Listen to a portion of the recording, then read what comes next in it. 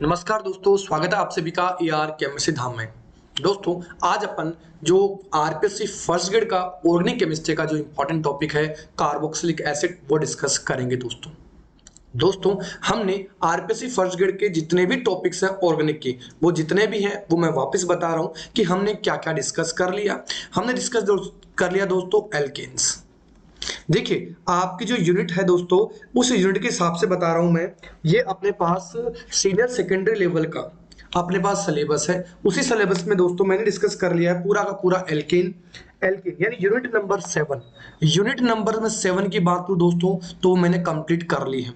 इसके अलावा दोस्तों यूनिट नंबर 8 में पूरा का पूरा carbonyl compound according to NCERT, क्योंकि मैं आपको पहले बता चुका हूं कि जितने भी आप पुराने पेपर देखेंगे उसमें आरपीएससी फर्स्ट ग्रेड के मैक्सिमम क्वेश्चंस आपको एनसीईआरटी के बेस पे ही मिलेंगे दोस्तों।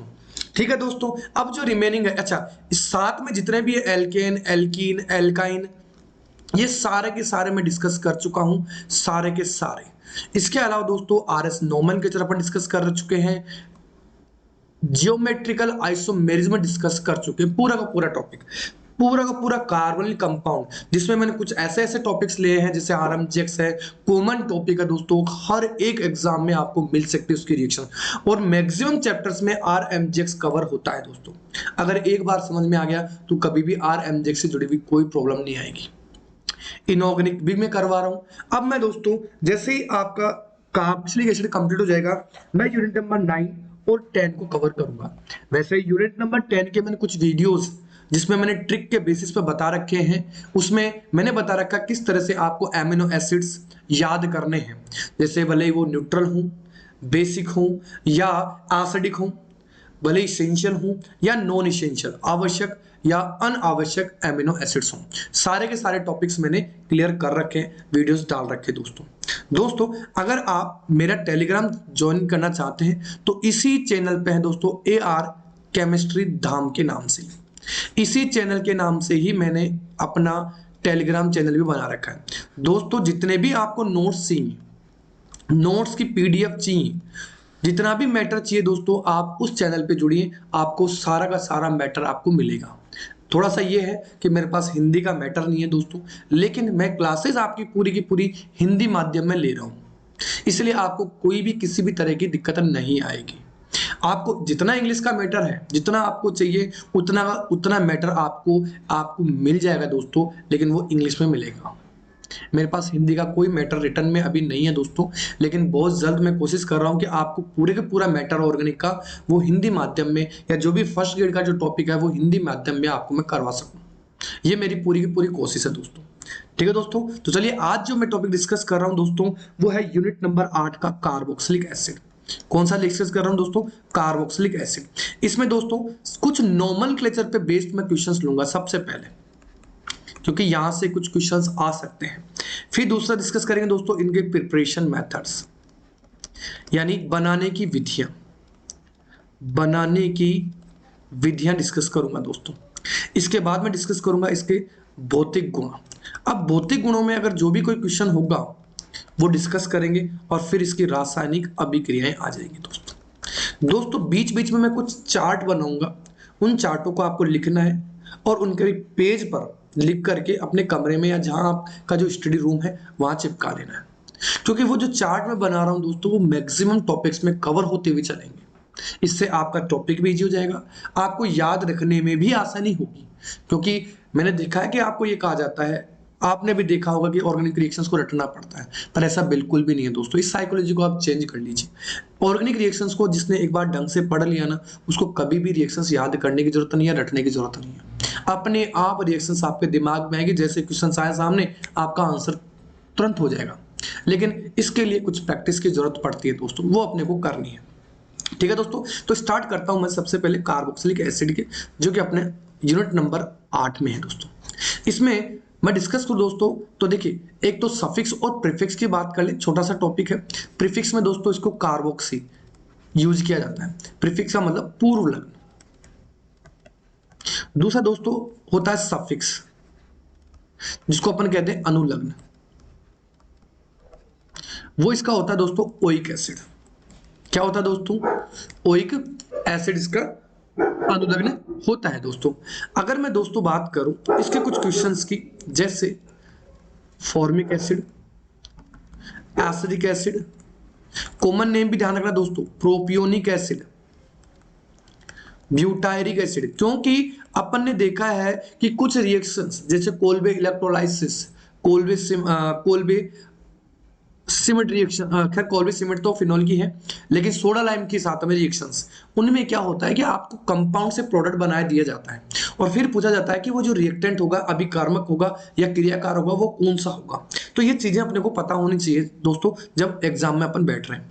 ऐसे ही दोस्तों आइसोब्यूटायरिक एसिड, ये कुछ यौगिक थे जो मैंने कॉमन ले रखे हैं। इसका फॉर्मिक एसिड नाम है दोस्तों, इसका एसिडिक एसिड नाम है, इसका प्रोपियोनिक एसिड नाम है, इसका ब्यूटारिक एसिड, इसका आइसोब्यूटारिक एसिड नाम है। इसके अलावा दोस्तों एक और याद रखना है, ये वाला कंपाउंड जिसमें 5 कार्बन ले रहा हूं मैं, वैलेरिक एसिड। एक तो ये ध्यान रखना है। एक ट्रिक दोस्तों आपको याद रखनी ओम्स गा की, ओम्स गा, इससे आपको कुछ क्वेश्चंस को याद, यानी कुछ फॉर्मूला को याद करने में आसानी रहेगी। जैसे दोस्तों ओस का मतलब होता है ऑक्सैलिक एसिड, देखो हिंदी में भी यही है, ऑक्सैलिक अम्ल बोलते हैं। मैलोनिक एसिड, मैलोनिक एसिड फॉर्मूले बताऊंगा दोस्तों इसके अभी। सक्सिनिक एसिड, सक्सिनिक एसिड, ऐसे दोस्तों ग्लूटामिक एसिड, ग्लूटामिक एसिड, और ऐसे दोस्तों एडिपिक एसिड, एडिपिक एसिड। और इसी एडिपिक एसिड का ध्यान रखना दोस्तों, नायलॉन के फॉर्मेशन, नायलॉन कौन सा दोस्तों 6,6 बनाने के लिए, और हेक्सा मिथाइलिन डाई अमाइन के साथ इसको जोड़ा जाता है। हेक्सा मिथाइलिन डाई अमाइन के साथ जोड़ करके क्या बनाया जाता है दोस्तों, नायलॉन 6,6 बनाया जाता है। अब इनकी स्ट्रक्चर्स क्या है वो देखते हैं दोस्तों। सबसे पहले मैं बात करूं ऑक्सैलिक अम्ल की दोस्तों, ऑक्सैलिक अम्ल की। तो दोस्तों ये कुछ इस तरह से होता है, COOH, COOH।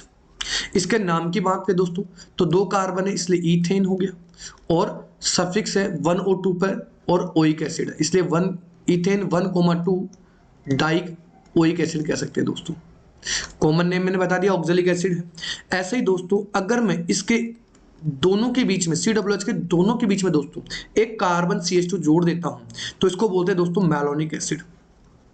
क्या कहेंगे दोस्तों, इसको कहेंगे अपन मैलोनिक। वही ओम्स गा की ट्रिक याद रखनी दोस्तों, ओम्स गा की ट्रिक कौन सी है, ओम्स गा की ट्रिक।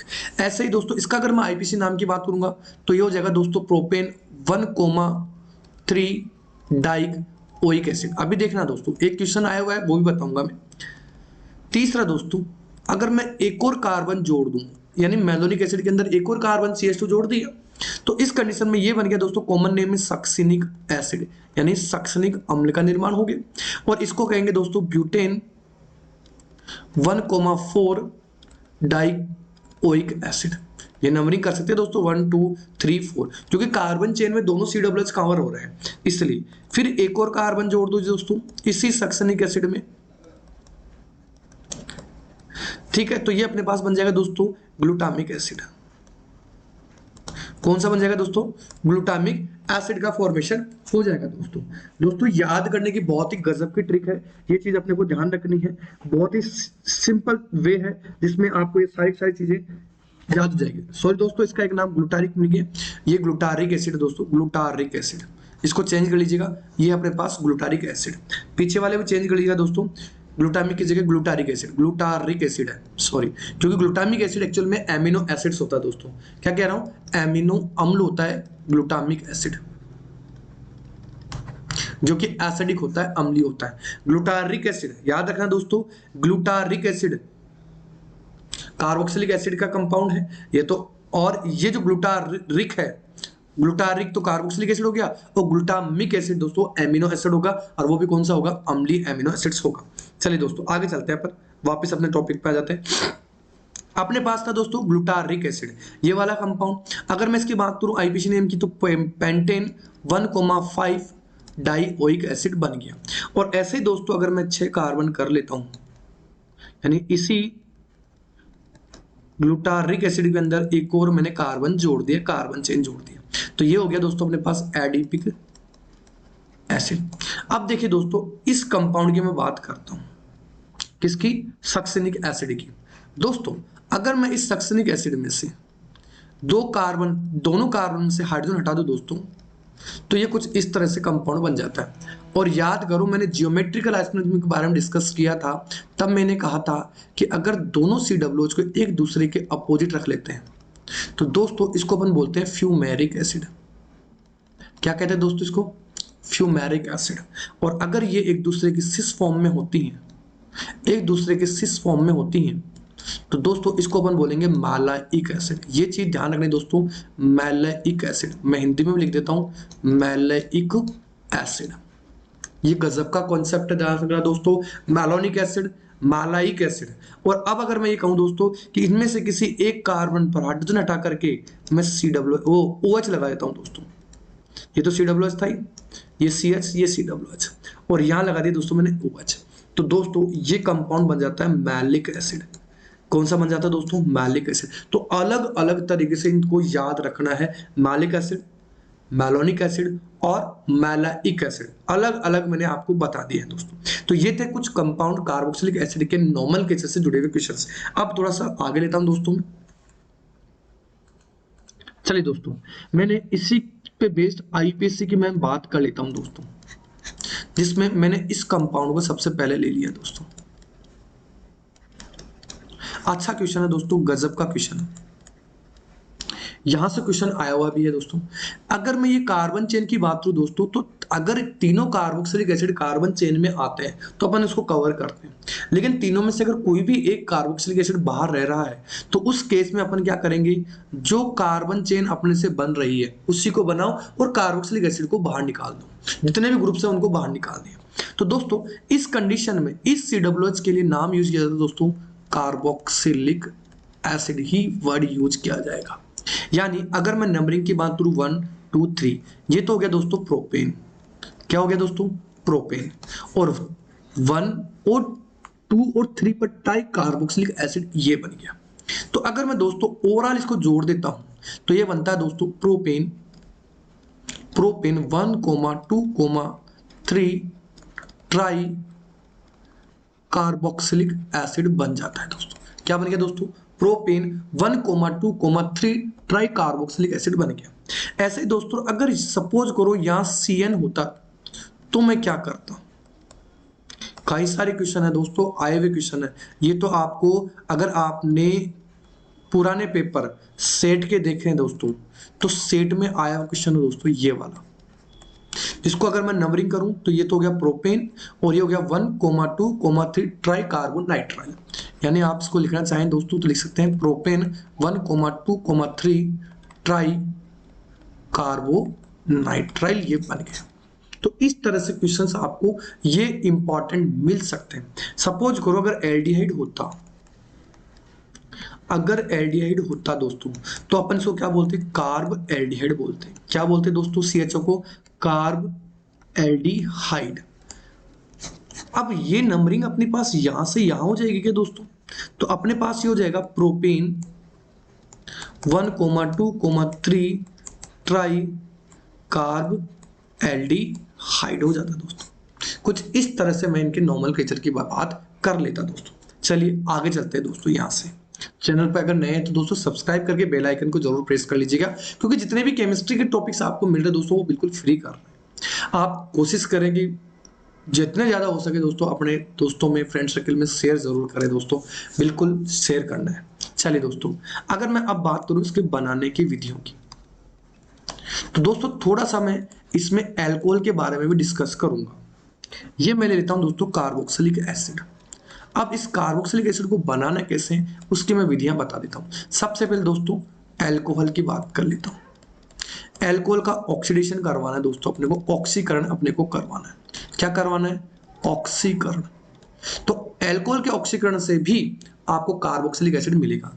दूसरा क्वेश्चन ये आता है कि इसमें सर याद क्या रखें? तो दोस्तों एक तो याद रखना है जोन्स रिएजेंट। कौन सा? जोन्स अभिकर्मक, जोन्स रिएजेंट जिसको बोलते हैं। दूसरा दोस्तों याद रखना है KMnO4, पोटेशियम परमैंगनेट, भले वो एसिडिक मीडियम अम्लीय माध्यम में हो, भले वो क्षारीय माध्यम हो, या फिर वो उदासीन माध्यम में या न्यूट्रल में हो। तीसरा दोस्तों पोटेशियम ट्राइक्रोमेट K2Cr2O7 और एसिडिक मीडियम में। बस ये ध्यान रखना दोस्तों कि ये जो एल्कोहल लेंगे अपन वो कौन सा लेंगे दोस्तों, 1 डिग्री एल्कोहल। ये ध्यान रखना है दोस्तों, कौन सा एल्कोहल बता रहा हूं मैं, 1 डिग्री एल्कोहल अपने को यूज करना है इसमें। कौन सा है दोस्तों, 1 डिग्री एल्कोहल। ये ध्यान रखना है, याद रहेगा दोस्तों, कंफर्म। चलिए आगे चलते हैं दोस्तों। फिर दूसरा है दोस्तों कार्बोनिल यौगिकों के साथ। कार्बोनिल यौगिक दोस्तों, कार्बोनिल यौगिकों का भी अपने को क्या करवाना है, वही ऑक्सीकरण करवाना है। क्या करवाना है, ऑक्सीकरण। याद हो तो मैंने बताया था कि इसमें एल्डिहाइड के ऑक्सीकरण से भी अपन बनाएंगे और कीटोन के ऑक्सीकरण, जिसमें पोपाफ का रूल यूज करेंगे दोस्तों। कौन सा, पोपाफ का रूल, जिसमें कॉन्सेंट्रेटेड HN3 शांत HN3 as a oxidizing agent ऑक्सीकारक की तरह काम में लिया जाएगा दोस्तों। तीसरा दोस्तों RCN का जल अपघटन, जिसमें मैं कह दूं पूर्ण जल अपघटन। कौन सी बात करें दोस्तों, पूर्ण जल अपघटन, यानी अम्लीय माध्यम में साइनाइड का जल अपघटन। चौथा दोस्तों, अगर मैं RMGX की बात करूं और इसकी CO2 से रिएक्शन करवा करके और फिर उसका मैं जल अपघटन करा दूं दोस्तों, RMGX जरूर देखना एक बार, वो पूरा चार्ट जो मैंने आपको बता रखा है। इंडिविजुअल RMGX के नाम से प्लेलिस्ट है, आप जरूर देखिएगा।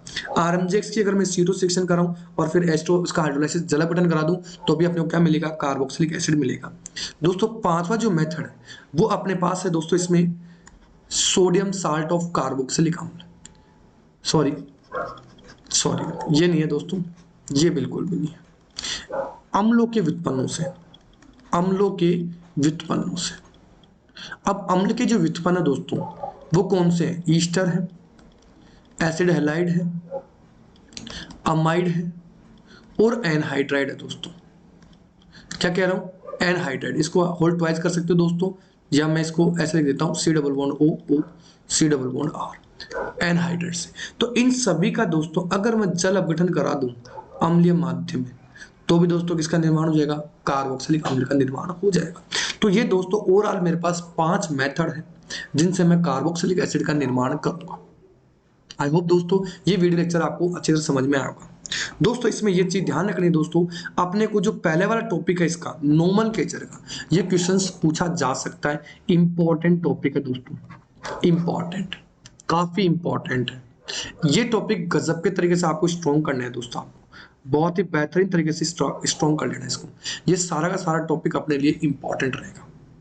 क्लियर दोस्तों, प्रिपरेशन मेथड मैं आपको नेक्स्ट वीडियो लेक्चर के अंदर प्रोवाइड करा दूंगा, जिसमें कोशिश करूंगा मैं सबसे पहले कुछ इंपॉर्टेंट जैसे साइनाइड की जितनी भी रिएक्शंस है वो डिस्कस करने की, एक बार डिस्कस कर लेंगे, इसके बाद में आपको कोई दिक्कत नहीं आएगी। ऐसे ही RMGX के बारे में थोड़ा सा रिवाइज कराऊंगा मैं, थोड़ा सा कार्बनिक कंपाउंड के ऑक्सीडेशन के बारे में डिस्कस करूंगा और एल्कोहल के ऑक्सीडेशन पे भी डिस्कस करूंगा, क्योंकि एल्कोहल दे नहीं रखा सिलेबस में लेकिन है तो इंपॉर्टेंट, क्योंकि एल्कोहल से कार्बनिक कंपाउंड बना सकते हैं, एल्कोहल से कार्बोक्सिलिक एसिड बना सकते हैं दोस्तों, इस तरह से।